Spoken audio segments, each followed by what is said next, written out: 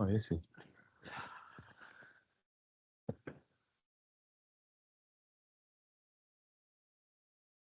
I should empty my pockets.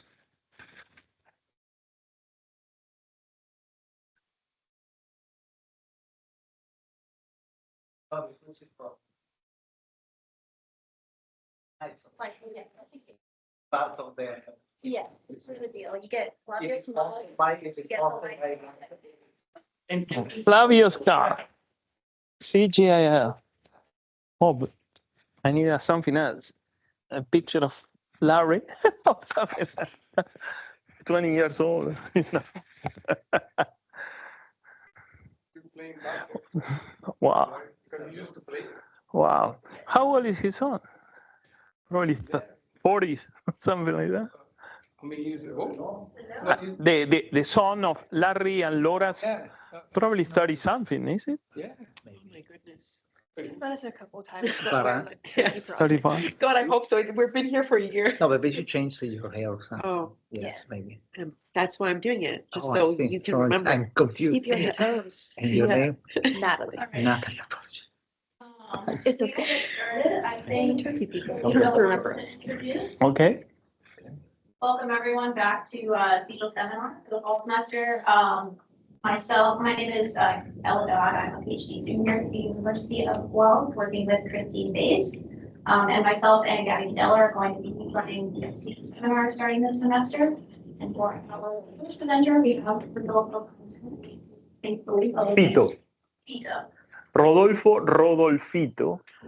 So the last four letters of that name was given to me by my mother 7 years ago. Are you doing this sitting or standing? Standing. Good. Okay, let me introduce you a very good friend of CGIL and of mine, Fito. Yes, I know him Fito for a long time. We even play soccer together, if I remember Yes. correctly. Holds a degree in agriculture from UBA, University of Buenos Aires, and a master science in animal science from Montana State University, from the University of Illinois. He has authored over 100 papers and supervised numerous PhD and master students. Since 1999, he has led University of Buenos Aires genetic evaluation for beef cattle. His research includes work on covariance estimation, social interaction models, and semi-parametric models. Since 2000, he focused on continuous identity by descent, IBD, publishing his ancestral regression model in 2017. His 2022 paper in JSC outlines the theoretical aspect of this model, which is the focus of this presentation. Peter was here when I was a young student in 1990 to 1991. I was doing my PhD back then. It's great to have you back. So Thank you so much. Thank you. Thank you so much, Filippo. Well, it's a pleasure to be here. I am back. I spent a nice but short period here, as Filippo said. I was a postdoc to, let's see, how do I move forward? Okay. Okay. Well, 1990. This is Charlie Smith. You don't get to know him.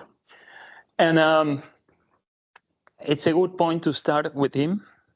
He was a very nice fellow, but he was a listener. He was a listener. And it's very important for a researcher to be a listener. And not only a listener, but a good analyst. He was hired in 1988 or something like that, and he had a lot of postdoc. And I have just finished from Illinois, and he said, just come. Okay, I'll do that. And it was a totally different story. But the point is that I was hired, or say I was asked to be a postdoc in order to work on QTLs at that time. You know, that was 1990.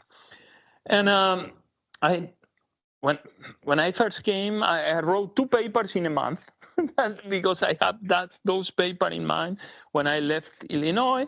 So I did that, but then I have to work on his project, and I did a simulation, okay? And the idea was to figure out whether you can get much more, or how much genetic progress can you get with QTLs beside the breeding value. So I was using Rohan Fernando 1989 model, and suddenly we start to get strange results, okay? First, what we got was that if you have one QTL, in general, you have more genetic progress than the regular animal model with breeding values, but the accuracy of the breeding value decreased when the QTL was in the model. I put 2 QTLs, and the accuracy was reduced more. So we didn't know what to think about that at that time. So I went home, and eventually, 2 years later, I went back home in 1991, and eventually got a letter. At that time, was not mail wasn't so common, but he preferred to write a letter, very long letter, explaining to me that a fellow postdoc that you may know that I think was named John Ruane, that yes, the guy that went to FAO? FAO, yeah. FAO, okay. So he was trying a different approach of simulation, but get the same result. So what's going on? So to explain that, I wrote that paper that you can see below. Very little people read that. My papers are difficult to read. I should, but people is a little lazy, you know, with the mathematics and the algebra. The point is that when you put more parameters in your model, you may get higher accuracy, but genetic progress and variance of prediction are going to be much higher. Not genetic progress, variance of prediction are going to be higher. So you have less consistent results, okay? So that was keeping in my mind. And until a month ago, I wrote a paper with Jules Jensen for the journal. We are both the senior editor and the senior associate editor to the Journal of Animal Breeding and Genetics, explaining that, well, if you take a causal approach to GWAS, then you may end in trouble, proving that the gene effect is causal. You have to be very careful in the way you design that. Actually, Fisher's additive effect, as we are learning in Falconer's book, cannot be casual. They are just correlations. They can never be explained, and you can read that in the papers, and I won't talk about that any longer. So from now on, what I'm going to do is to go back to the guy that, you know who is this guy in here? This is our father. This is the founder. This is J.L. Lash, who was a professor of Charlie Smith. Charlie Smith got his PhD from Iowa State University with J. Lash. And he had that paper back in 35, is it? And in that paper, he sets up the breeding value as a normal deviate.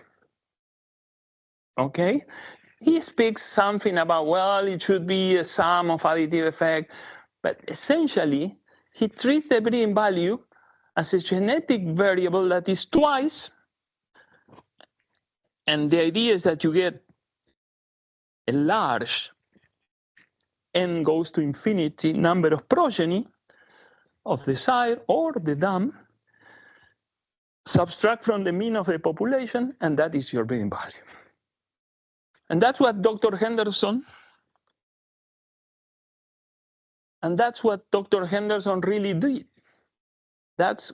He had that in mind, essentially a normal deviate. He was helped, this is Giles Searle, and you can see that in 1962, he put up that process that really did a lot for earning, that I earn a lot of money doing genetic evaluations. But that process, we didn't know how important and what really that was at that time. And I'll try to give a little, an update. Let's call this an update, or if you like, a generalization of the animal model, but using genomics, okay? Okay, now, we have to go back to Iowa State, Oscar Kemptor, and when he looked at the covariance between any two breeding values, what he did, that's the only formula, I promise, okay? Okay, so he conditioned on those guys being identical by descent. So you condition and they are either identical by descent, and also that they are not identical by descent. So you take the opposite to this probability to 1,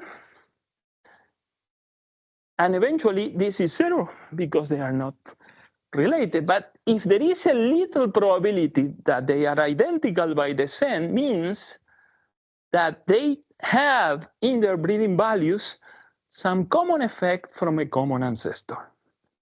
So the covariate between these two variables becomes a variance. Okay? That's it.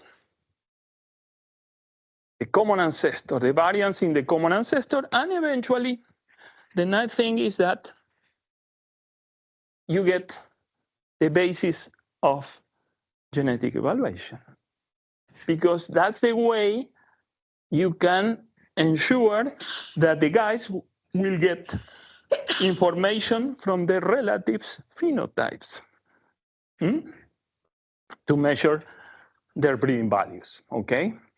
Now, and this is important, this property of matrix A is not GR by G. G is definitively not a covariance matrix. And Rohan Fernando said that and proved it. Because they cannot get to this proof. You need to have IBD to do this proof. So G is something else, okay? But not a covariance matrix, okay? Plus, well, let's move further, I'm sorry. Okay, that's Dr. Henderson, and that's myself with one of my idols, Dick Quast. He was always right, Dick Quast, okay? What the point is, why the animal model, can we get rid of that design over there? You don't see it online. No, you cannot do that. Okay. If you want pin, It's a pain. Is it, okay. but probably, That pin, small pin, no?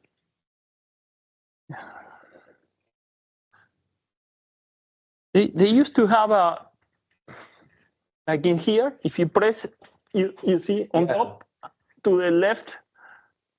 Yeah. Ah, thank you. Thank you. Okay.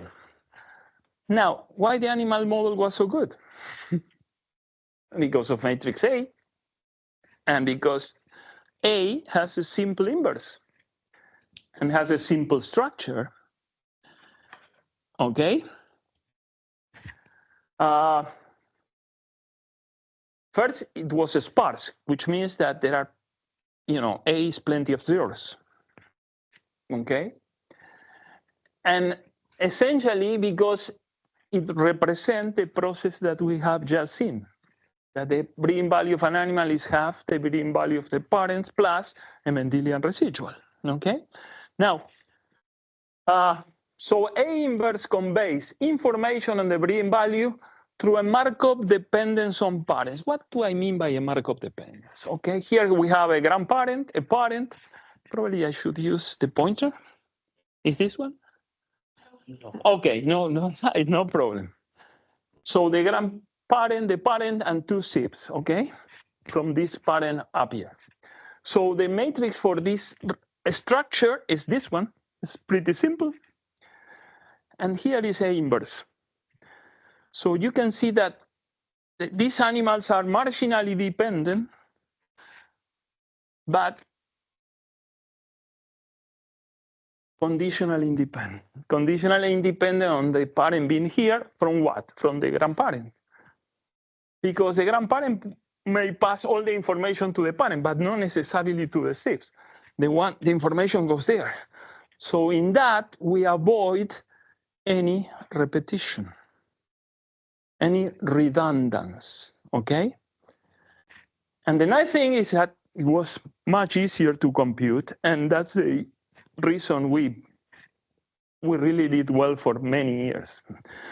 So when I think in getting the genomics into the picture, I had this idea in mind, okay? Try to mimic that, okay? Now,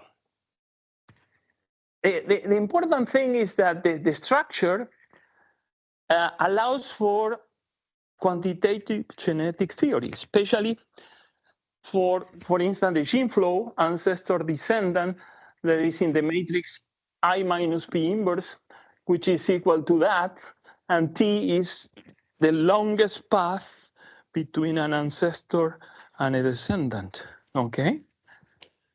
But as you go from P to the T, you get a matrix of zeros almost. Okay, the next PT plus 1 would be all zeros. Okay, now, so the guy from Edinburgh, all the theory of Williams, Weimar on genetic contribution is based on that matrix over there. And well, this is not something elusive. This is very important. These matrices today are used by people that do graph theory, and essentially what it allows for any pair of covariances between any pair of breeding value to be non-negative. So if you use a structure like that, then the covariances between any breeding values would be non-negative, okay? Nowadays, it's a big deal. Because if you have negative covariance, it would be that you are using redundant information. And just try to get a simple selection index. When you have parents, sibs, whatever, you put 20 sources.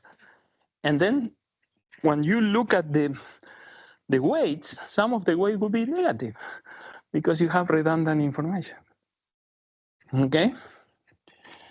Anyway, so we want this property to hold in.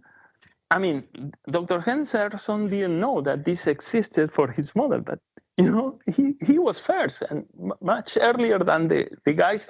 This is a paper published 3 years ago, just to give you a feeling. Now, the point is that instead of taking care of genes or gene effects, I like to think in terms of taking care of genetic processes, okay? Because breeding values is something that is rather individual. So you want to avoid using population information like gene frequencies to figure out the breeding value of an animal. And actually, you don't want the breeding value, but the residual. Because half of that, you know that because of his or her parents. Anyway, So I started with this model back in 2017 that is called the ancestral regression, that essentially has the same structure as the animal model to pass the paternal breeding values, but have here something else that you subtract from the Mendelian residual. But now, if we take into account recombination, this is no longer Mendelian. There is no Mendelian inheritance when you look at recombination, okay? Now, what is the meaning of the betas? Well, you can see, or you can look, or you can think of them as the fraction of the grandsire genome in its grand progeny that is above or below 0.25. So if you have received more from your grandsire, you get a positive beta. And instead, if you get more from the grandam, you get a negative beta. It's just a convention. But eventually the covariance, let me show you the covariances, between the grandsire and the grand progeny is like that, without inbreeding, okay? And the covariance between the grandam and the grand progeny is like that. So if this is 0.27, this should be 0.23, and so on. Simple enough. So you can use all the stuff of selection response rather than with, the 1/4. You can use, these coefficients. Funny thing is that without inbreeding, the parents have the same covariance like in the animal model, of course. Now, just to give you a feeling, this is what is called a direct acyclic graph now. And you have the two grandparents. You have a parent and two siblings, okay? Well, the sire, I'm sorry. The sire. So look at that. You have, if you look at SUA right, then this path is no here. It's not, I mean, it's here because of the new theory, but it's no in the classic theory. This is for the beta, the positive beta, and in somewhere in here should be the negative beta coming this way. And you see that these are the color of my favorite soccer team, blue and yellow. Okay. So these are the new guys in the family, okay? Now, the point is that when the betas of X, suppose you have X and Y, and when the beta of X, this one fellow up here, or this one, is of the same sign that the beta in Y, then these SIBs have a covariance greater than 0.25. But if they resemble different grandparents, they have less covariance between them, okay? Which makes sense, okay? Now, what was the problem with this model? The model was nice, but it depends on two generations, not only on the parents, so it wasn't Markov. Markov models are easy to compute. The trouble is that the ancestral regression, or R, which by the way is .R, .R is Argentina, R, is you get 3 times more non-zero elements than in the regular animal model. So it's not as simple to compute as in the animal model, okay? So we had to do something else. And in 2020, we have our first data, genomic data, and we fit, rather than fitting the R, we fit the PAR, PAR, which I call ancestral regression to parents, which essentially what I do is to absorb, I get a model like that. So these guys, instead of the betas, the two parameters are called rows. And what you get is for instance, you can have 0.52 and 0.53 out of, because you have different information, genetic info. It's not that you are getting genes out of that. You are getting genetic information on the breeding values from the breeding values of the parents. So it was hard to explain to the commercial person, a cow has to put half and the bull half. No, but this is not the genes. This is the genetic information, statistical information, which was much harder for them. Anyway, so you have the four grandparents, side of side, dam of side, and so on.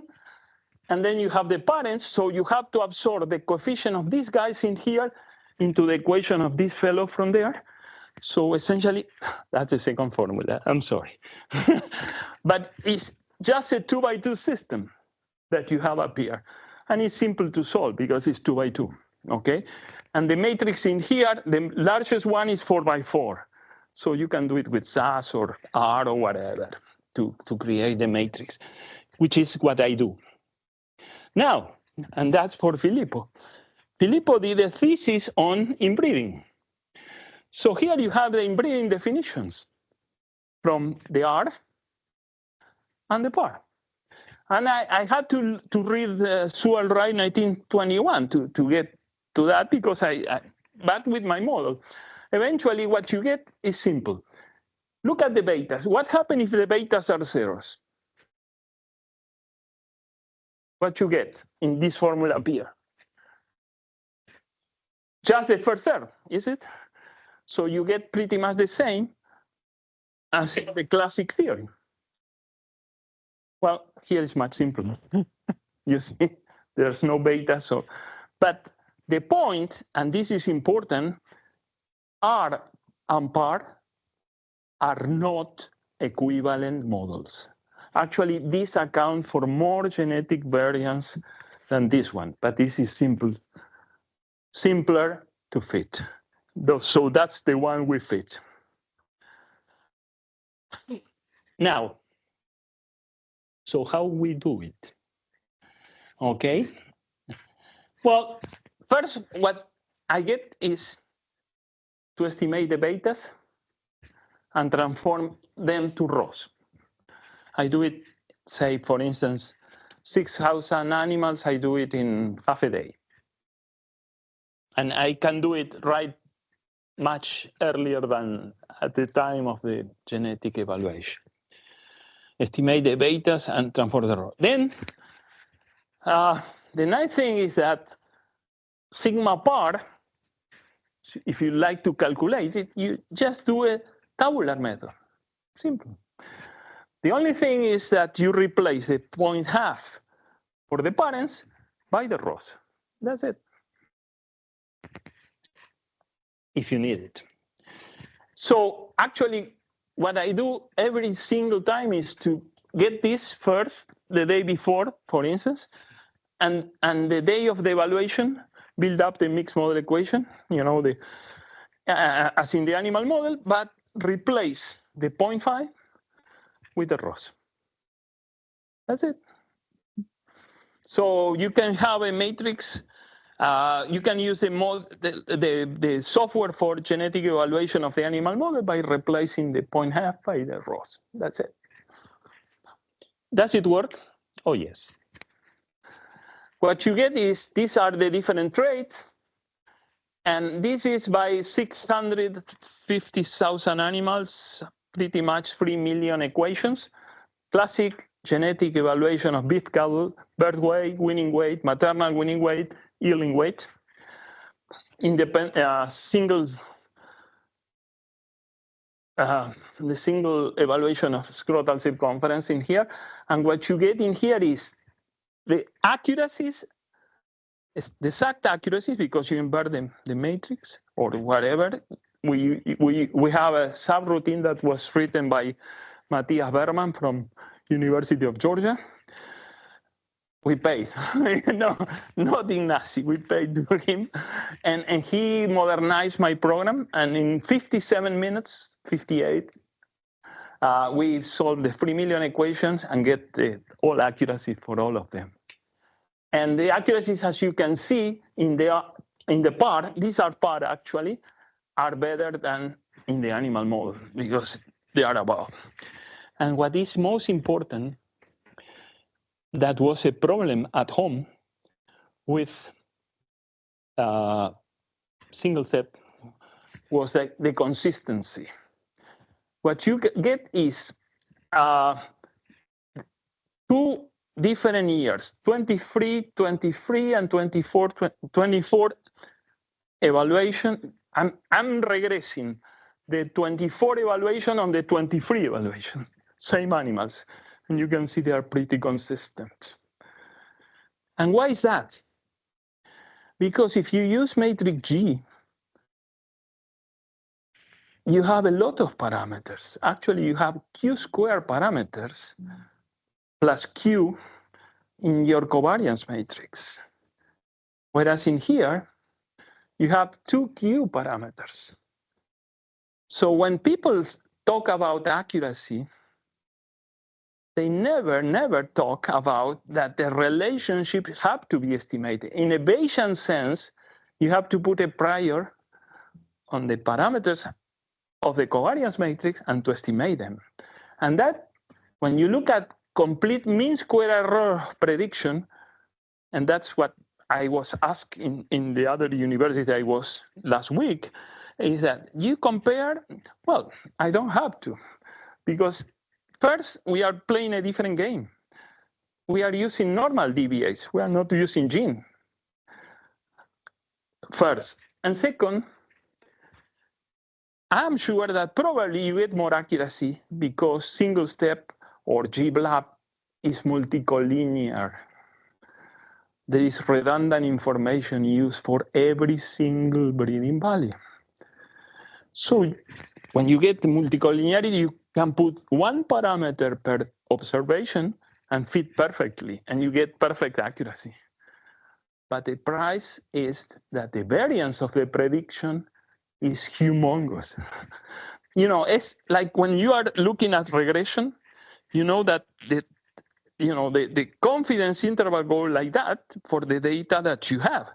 But once you want to predict something that is beyond the space of prediction,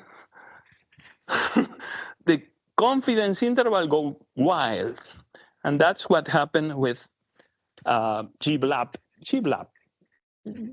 I would say that single step is more sensible thing to do.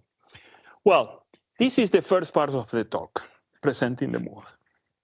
Now I'm gonna talk about the stuff for the guys in genomics and the things that we found out that I don't get good explanation from the molecular geneticists.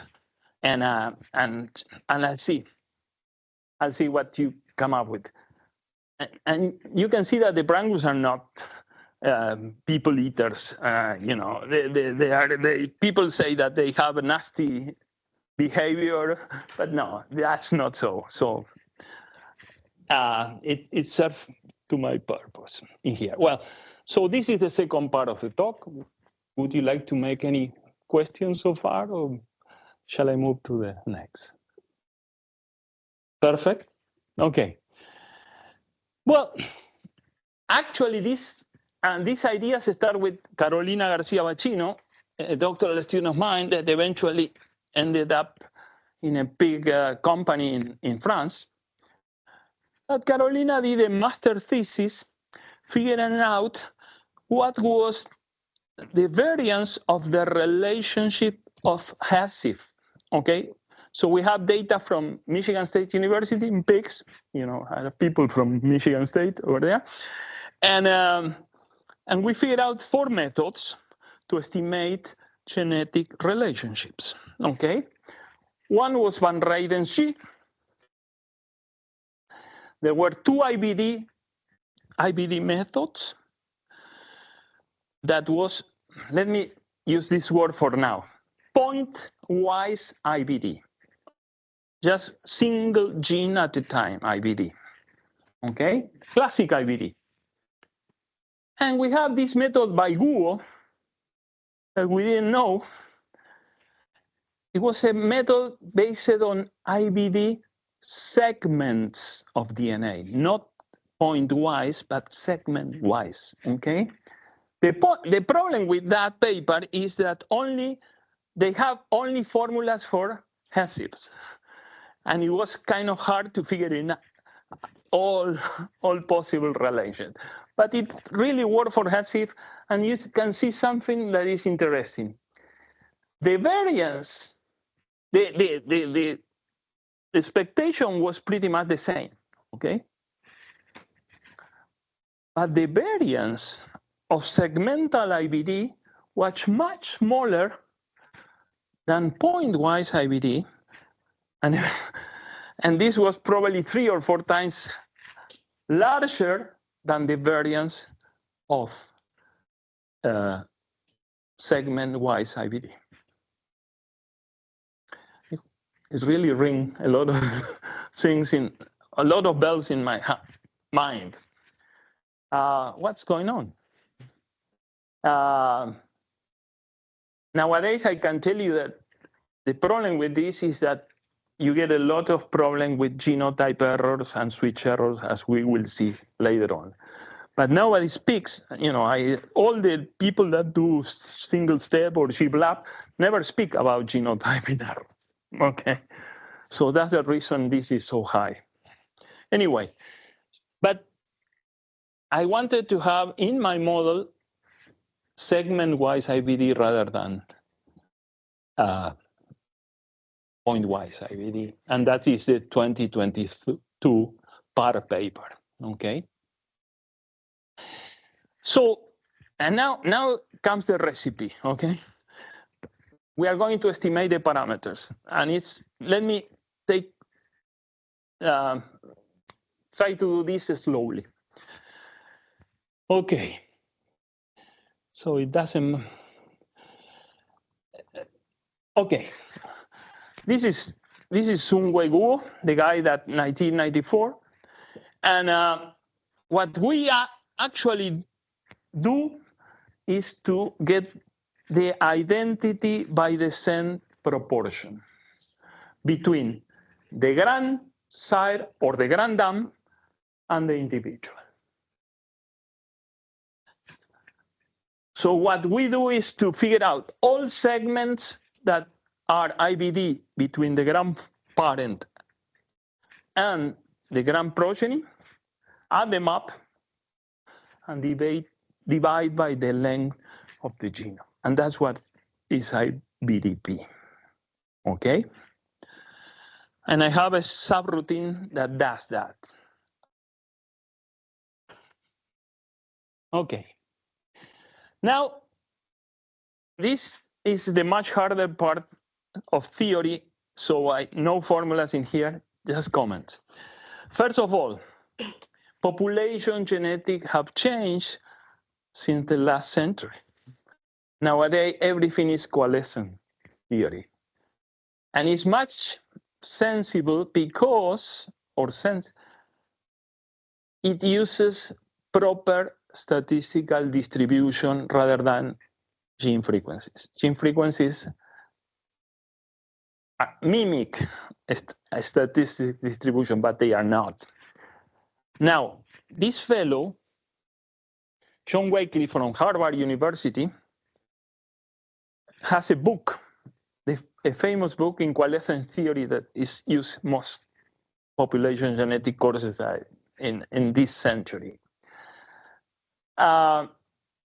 He figured out that you cannot get by without the pedigree. The pedigree is a parameter of the model to get a proper distribution, even for population geneticists. So you have to go individually, okay? Hardy and Weinberg are gone forever.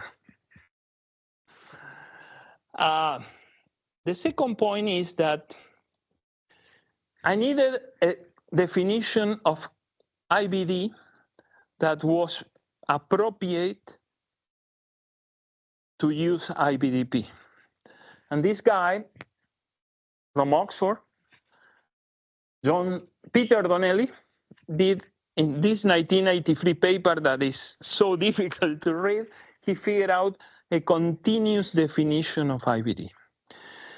And eventually, two ladies figured out that there is no discrete number of genes.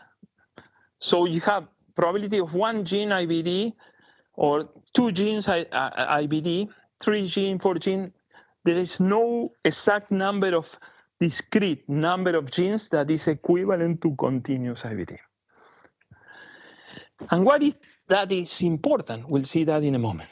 Finally, Robert Griffiths and the Australian fellow, he defined what is called the ancestral recombination graph, which is essentially a pedigree of, if you like, segments or gene.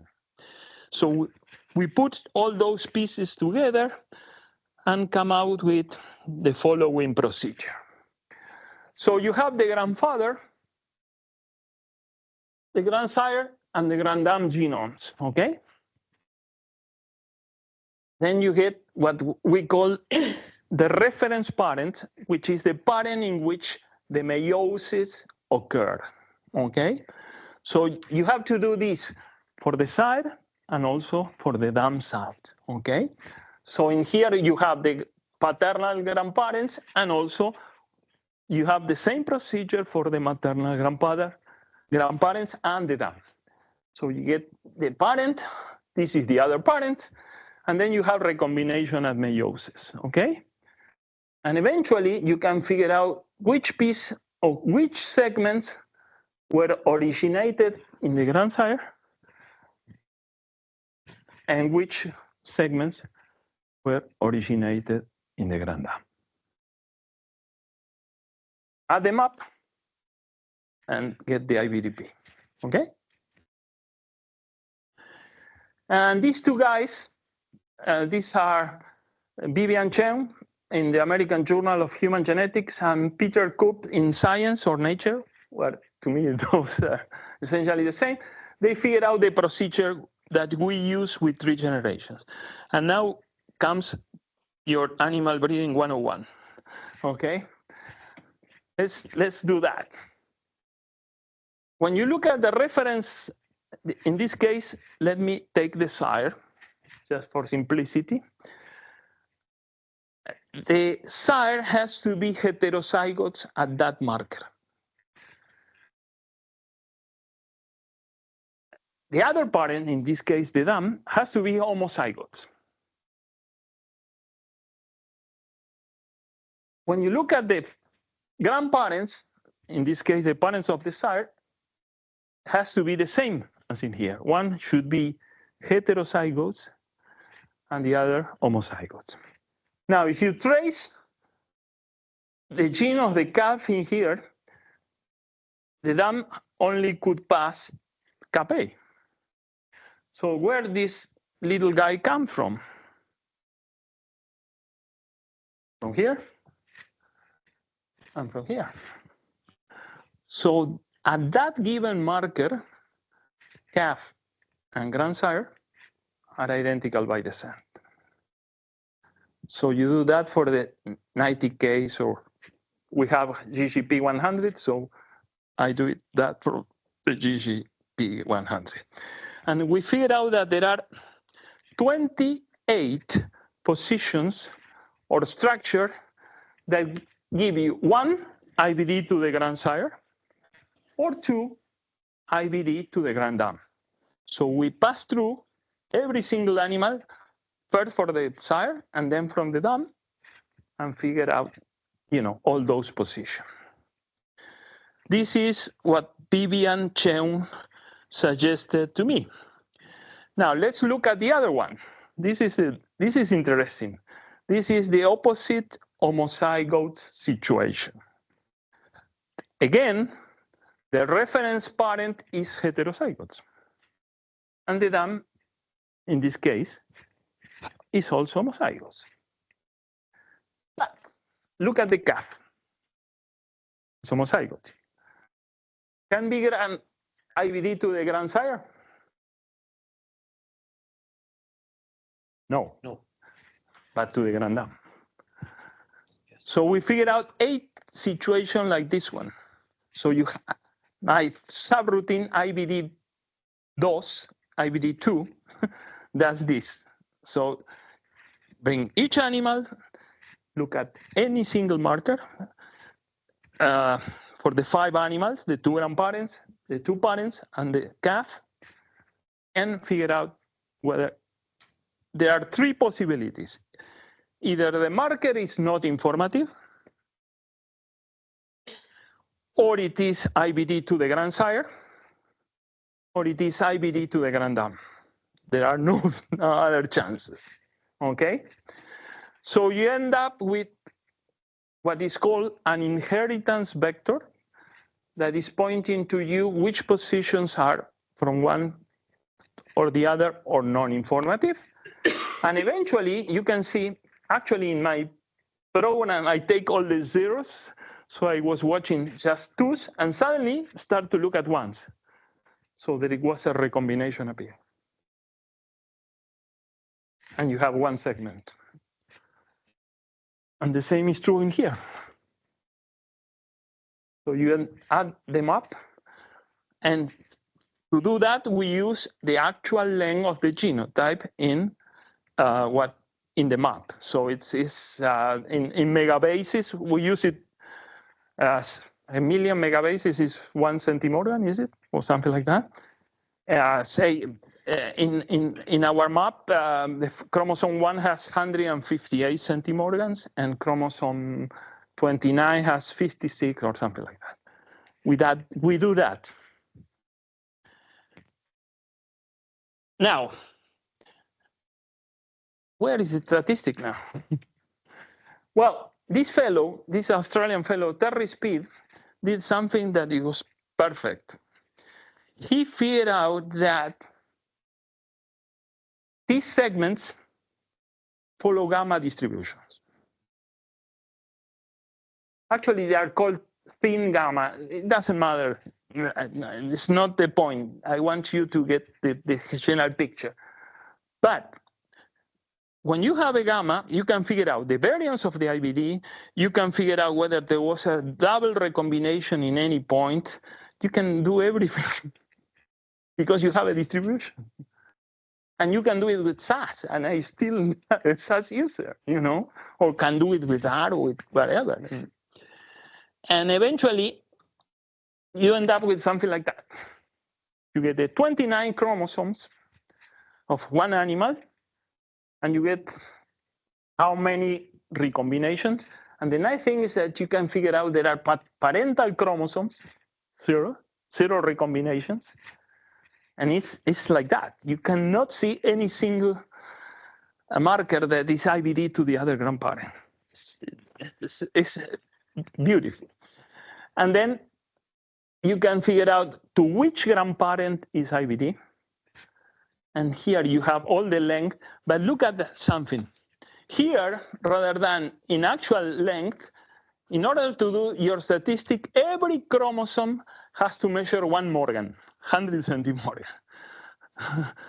Okay? Otherwise, the statistical theory doesn't work. But you compute IBD, as I said, with actual data. So that's what you get. And what is really informative in here is that the parental, for instance, I have a bull with 342 progeny. That bull has chromosome 1 has 22 progeny that is IBD is parental chromosome to the grandsire, and 28 that is IBD to the granddam. So with that information, you recover practically the complete phase of the bull. Anyway. Okay, just to do the question, you end up with, for instance, this animal has, that's the total length of the genome observed for that animal, which was 1358 to the grandsire and 1798 to the granddam. So you get 3156.8. If you take 1358.05 divide by that, you get 21. So this calf is more like the granddam, rather than the grandsire. in this chromosome. Now, to figure out the beta is simple because you know that this is related to the grandsire, and the beta is simply half times this probability to be identical to the grandsire minus its expectation, which is 0.5. So you end up with a beta of minus 0.35, negative because of that. And I have derived the variance of this beta using gamma theory. Now, just to give you a feeling, from 90 case, pretty much the one that we are having for Brangus and Bradford, we get 10,000 informative markers for this animal. 4,343 to the grandsire, and this amount to the granddam. Okay? And now, this guy has 57 segments in total, which makes sense. We started with 64, but I'll talk about a little later. Now, let me show you the next slide. Finishing up now. And there is the gamma distribution for 1 recombination, 2 or 3 recombination. And the average length of, well, 100 centimorgan for the 0. The nice thing is 50 for the 1, 33. This is the average of this amount of chromosomes, okay? And these are the shape and scale parameters of the gamma. What else? Let me move back. Hey. Okay. I move ahead a little. These are the distribution of the betas. It's perfectly normal between minus 1/8 to 1/8. It's almost, I would say it's almost biologically impossible to get the calf totally similar to the grandsire or to the granddam. I don't know in plants.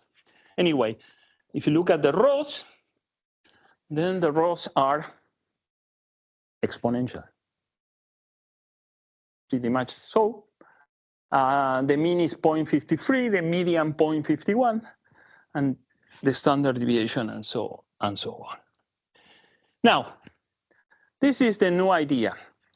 Rather than looking at linkage disequilibrium and linkage, the idea is that the dependence that is the basis for the genetic prediction is based on this identity disequilibrium. The betas would be the identity disequilibrium. The difference between the mean, between G or sigma and A. But let me explain the idea. Bruce Weir and Clark Cochran figured out back in 1969, this is a paper that I got here. I spent almost every single day that I was here reading, trying to understand this paper. Eventually, I understood it later on. If you have a probability of IBD at 2 loci, they have probability of greater, strictly greater than marginal probabilities, which means that if you have a covariance matrix with 2 loci IBD, you are going to recover more heritability or more additive variance than with marginal probabilities because these elements are larger. And if you have 3, it's better than 2, and so on, so on, so on. This is a mathematical theorem. So eventually, in our 2022 paper, we figured out that identity disequilibrium is just the difference between A and the par matrix. And this is the identity disequilibrium term, which, by the way, is what, this is G minus A to 2 in single step. What it really makes a difference in single step, and that's the reason I respect single step, because it is using this identity disequilibrium. Something else, but identity disequilibrium is there. So now the point is to figure out how much identity disequilibrium there are. This is the previous to the final comments. Okay, this is our data. This is a theoretical supposition or hypothesis of a student of Clark Cockerham that the identity disequilibrium should look like a gamma for grandparent, grandsire, and that's what we got for the sire phases and for the dam phases. So it's really promising, and it's time to finish. But, and this is to challenge molecular geneticists.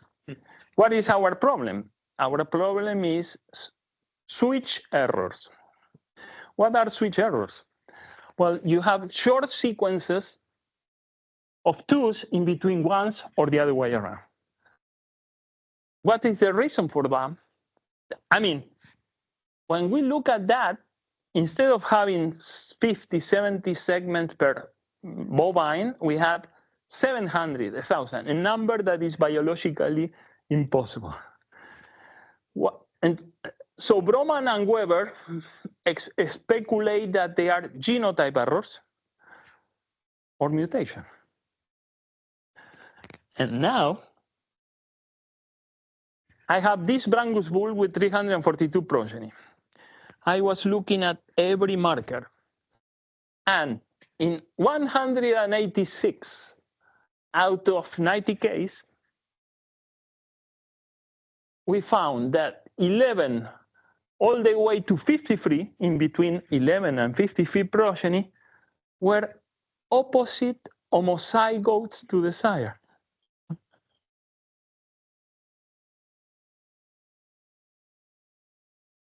So, okay. Now, I sent the paper, I think to Filippo.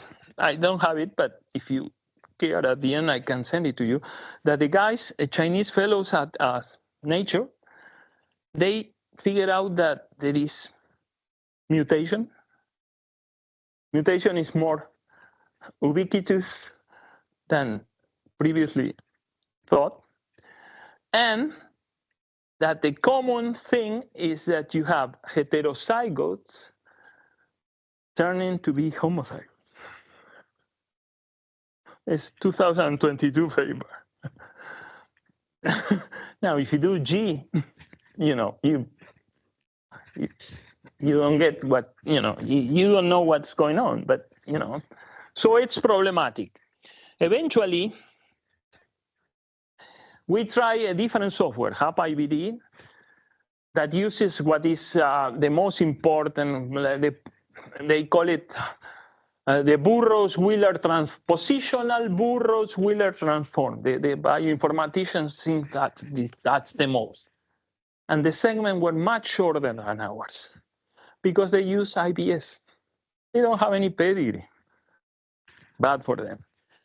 Anyway, finally, this guy figured that the problem is that the amount of DNA the companies are using may be deficient in the sense that you may have a lot of genotype errors. So we have to figure out a procedure.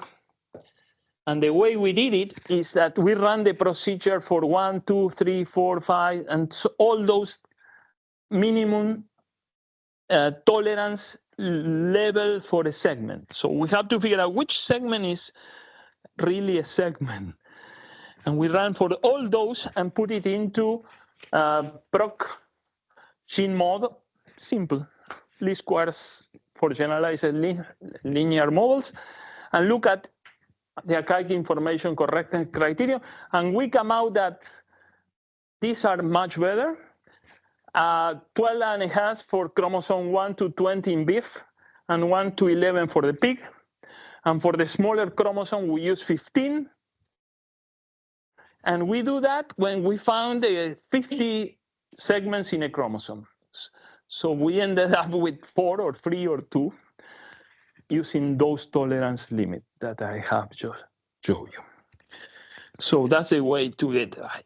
And well, and to finish what I said, let me sit so I can read it. And, okay, we talk about the part that is causal. Well, let's forget about causal for a moment. But it's Markov, but because it depends on the parents and not on the grandparents. It conveys, or it has, it uses an easy to invert matrix, and the covariance matrix is more parsimonious than GBLAP, and eventually, and that we have found it has smaller mean square error of prediction than GBLAP. Okay. Now, R and PAR are not equivalent models. As you remember, the inbreeding are not similar, or the covariance between any type of relationship.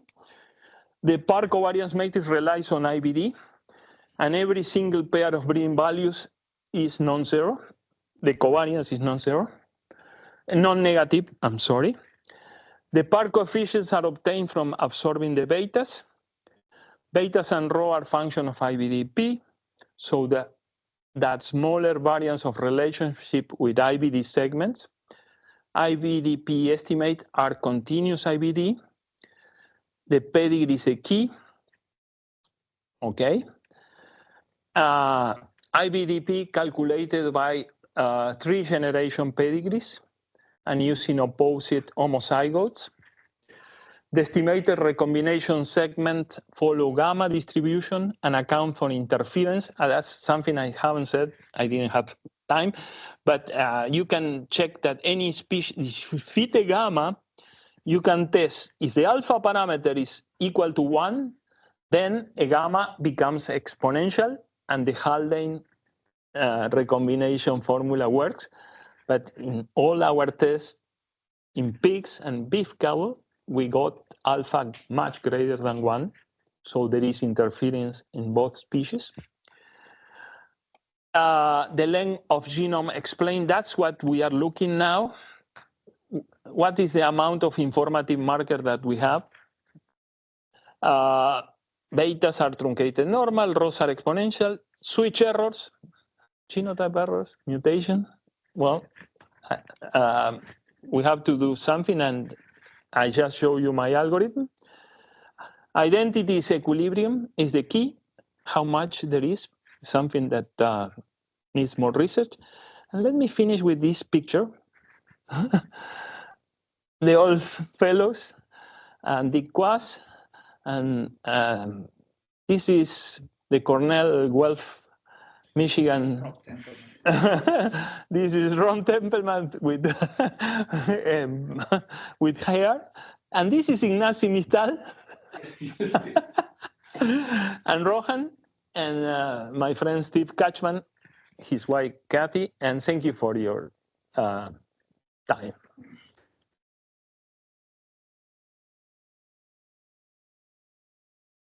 I'm sorry to take so long, but